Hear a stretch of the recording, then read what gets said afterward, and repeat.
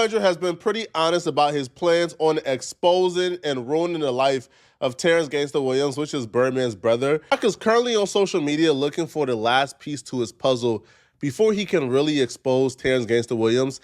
And that last piece is this man right here.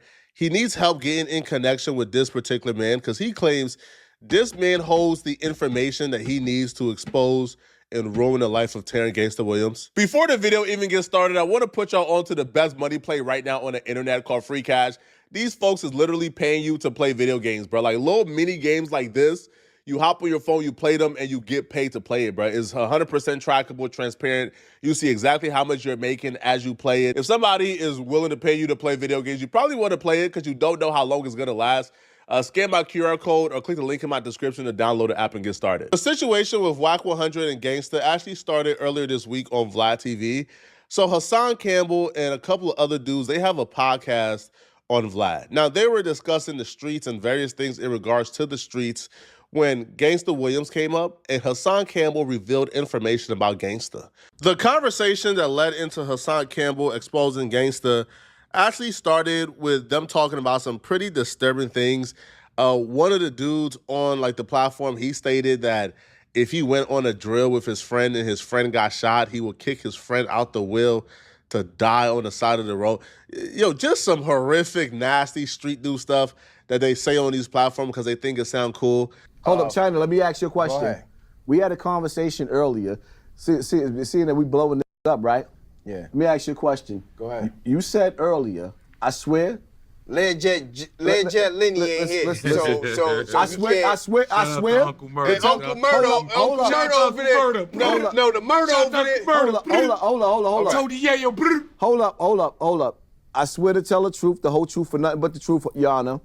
The China Brim said, go ahead, talk about it. If his man got shot and murdered in his car, he pushing him out on the road. Yeah, he's dead. He's like when you run over like I'm in the country, so sometimes I run over animals. What you call them, shit? That's disgusting. No, it ain't disgusting. If I'm in the streets, he's for the streets. I gotta ask. That's how I feel. As an ex, certain things just go beyond our conversation about the streets and gangbanging. It actually just gets down to you're either a good person or you're not, bro. Anybody who's comfortable saying on a podcast they will kick their brother, their homie, out the car to die on the sidewalk instead of doing everything in your power to try to save them, you're just a terrible human being. You're just a bad person, right? Just terrible, bro. Yo, if my homie gets shot in the car, I'm rushing him to the hospital. F the consequences. I want to make every attempt, every measure possible to save my homie's life. That's what I want to do. He continues to try to explain himself out this whole. Shout out to his partners. I think the dude on the right name was Harlem TV and Hassan Campbell. They called him out on it, bro. I think the dude Harlem called him, a piece of what. So in order to try to explain himself, he brings up Terrence Gangsta Williams and says that what he has done is very similar to Terrence Gangsta Williams telling on the dead. And then once he brings up Terrence Gangsta Williams, that's when Hassan Campbell went scorched earth. Bro, what I supposed to do? I'm not kicking my man's out the way. I'm going to jail. So where you gonna kick him out at? I'm getting my man to kick him out. Yo, I'm not thinking about that. Let's not. Yo, you're disgusting. Listen. Them dirty blood. Listen. No. I gotta be honest. Listen. That dirty Brooklyn blood. You wanna know something, Harlem? You a Harlem. Let me say this, right? I'm trying to say, hey, we get our song. Let me say this, right? If you in the streets and you putting in work, you already know. It's just like telling on your man that's dead. If I'm dead and my man got a body that I committed, you know what I'm saying? Or he locked up for that? Yeah. It ain't telling if I'm dead and he placing that body on me. I'm gone or he gone or whatever. It ain't telling. Oh, so you agree with somebody actually dying and you saying, no, he did it? What's the guy that's from Cash Money? Cash Money. What's his name? Anybody know his name? What's the brother names? Somebody knows? Monster. No, the brother that snitched the guy they on the saying dead man. Gangster. Yeah, Gangster. I got his paperwork. Williams. I got his paperwork. All right, Gangster. Shout out to Gangsta Williams. No, absolutely Why not. is you hating? No. He snitched. No, because Oh my God. I got the paperwork. It's crazy. Yo, Wack's influence on culture got to be studied, man. So those two dudes apparently got a relationship with Gangsta and they like Gangsta. Hassan don't like him. They just don't get along. But apparently Hassan issue with Gangsta isn't because he told on the dead. Hassan will tell them that, he got word or he got proof or he got paperwork that Gangsta didn't just tell on the dead, that Gangsta told on people in real life and live people. One particular incident that he would recall, Hassan would claim that he got proof that Gangsta told on this kid who looked up to him in prison. The kid told him a lot of information that Gangsta then used to get home early. Hold Oh, up. Harlem. I got Look the at this. listen. He First of all, snitched. You in the I know comment listen. I section. know the nigga he snitched on, and I know what he did. And How I you can't. know the nigga? I know the nigga's nigga. dead? Listen, I got the paperwork. Oh my You're not God. listening. Go ahead. I'm about Go to ahead. put you in the Let him comment. go. All right, go ahead. Listen, Go ahead. The dude that he snitched on, what he did was, he had the DEA transfer him to Brooklyn House. Because this nigga had all these murder cases, he seen an up-and-coming young boy that had a couple of bodies. Now, son is in the cell, and I need for y'all to understand, all you niggas in jail, this is why you never talk about your case, because even the law library will bury you if he know the ins and outs of your case. So this clown, he's wearing a wire. He got a district attorney wire. In the cell? In the cell, yes, it's in the paperwork. I didn't hear that. I I didn't listen, hear that. No, this is all. Yo, hey, That's look, new. I'm gonna be real. Listen, That's Yo, exclusive. Don't let Parental let- discretion nah. advised. I don't know nothing about this. Let him. This is when I realized that street dudes and normal people live in two different realities, because they're about to tell this story, and from this story, Gangsta looked like a superhero. Like, when I listened to this story and Hassan broke down how Gangsta got a murderer locked up, and not only did the murderer get locked up, but other people who's connected to this dude who also committed murders, they got locked up and they were held accountable.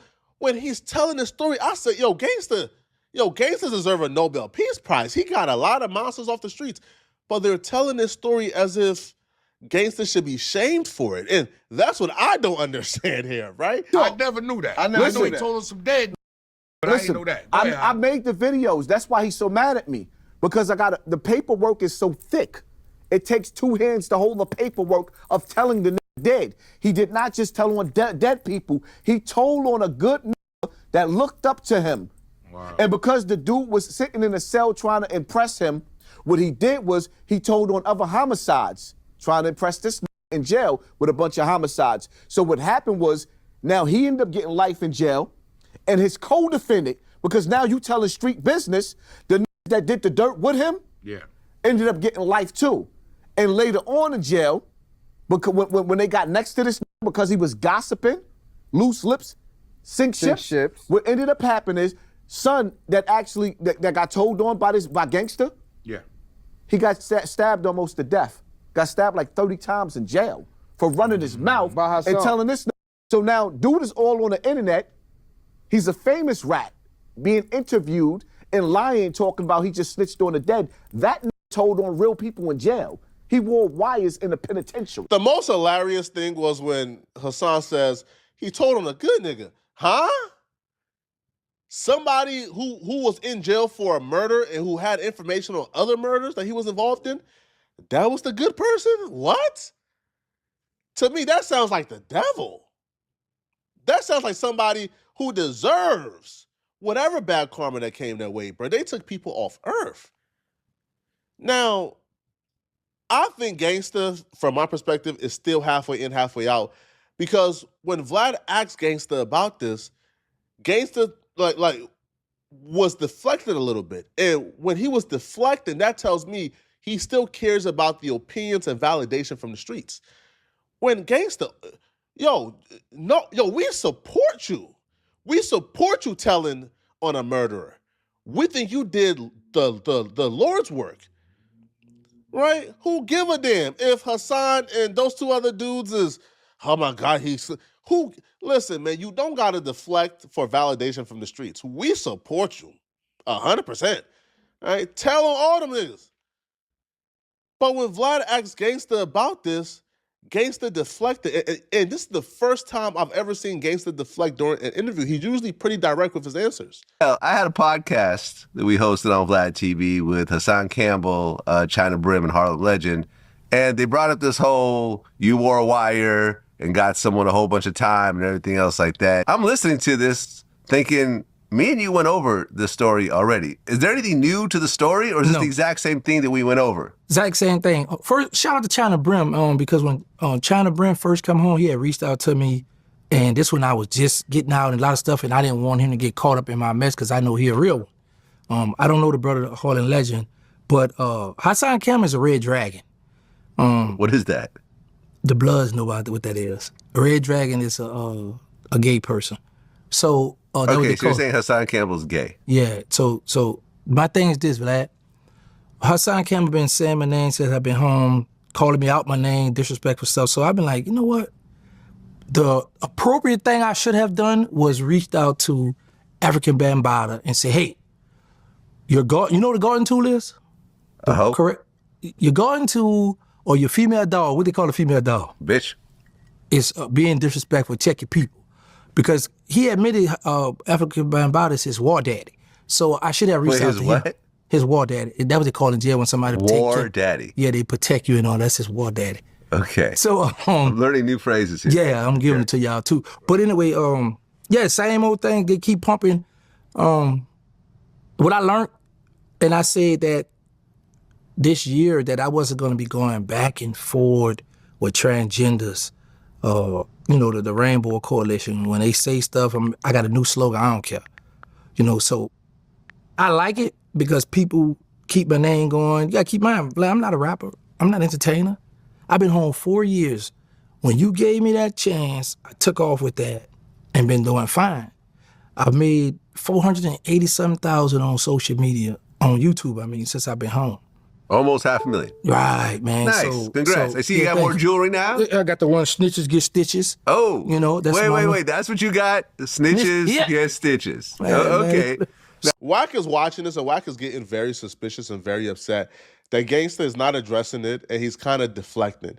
You see, Gangsta was asked about it, but then he pivoted directly to Hassan Campbell is hating on me. Hassan Campbell is gay. This and this and this. Listen, man. All right. Whether or not Gangsta did this or he didn't do it, I still like Gangsta. Right? I think Gangsta is still dope. Now, Wack is obviously from the streets, so Wack play by a different rule. So when Wack is listening to this, Wack is hearing from his perspective somebody who might have something to hide, and Wack is interested in exposing it. So Wack takes to his Instagram to let it be known that he's on Gangsta Williams' tail, he's planning on exposing him, and he only has one piece left, which is the identity of this particular guy. He's looking for this dude right here because he believes that this dude would have all the answers and he can come forward and validate the paperwork they have, right? Because the paperwork is one thing. But if you have the dude who apparently Gangsta told on, now I don't know how Wack 100 found dudes like Photo.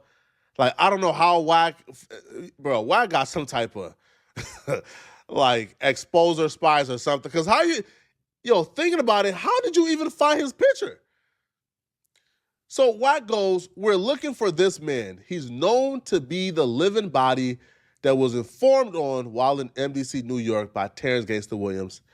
Poppy from Bronx River, which is Hassan Campbell, broke this story, and when Vlad questioned Terrence about it, he ducked the question. If anybody knows this man, tell him we have a bag for him to elaborate on his story and just who the confidential informant was. Of course, in the meantime, exposers will be digging. Contact Hassan Campbell by DM with this information. Damn, bro. Yo, some things, man, Wack just be doing it for the plot, man. I feel like, bro, Wack be home, hella bored, rich as hell, don't got nothing to do, bro. All right? Just rich, don't got nothing to do but expose people, man. Because, Gangsta never, mentioned Wack in that interview. Wack just seen this on his timeline, and Wack says, oh, yeah, to wake up and say, hey, I'm going to use my money to make sure you get exposed. Nah, bro, Wack a difference. Check it out. Fully affordable. It's for these YNs. If you know a YN, cop them some of this new Switch merch, man. It's your boy Drip. I'm out.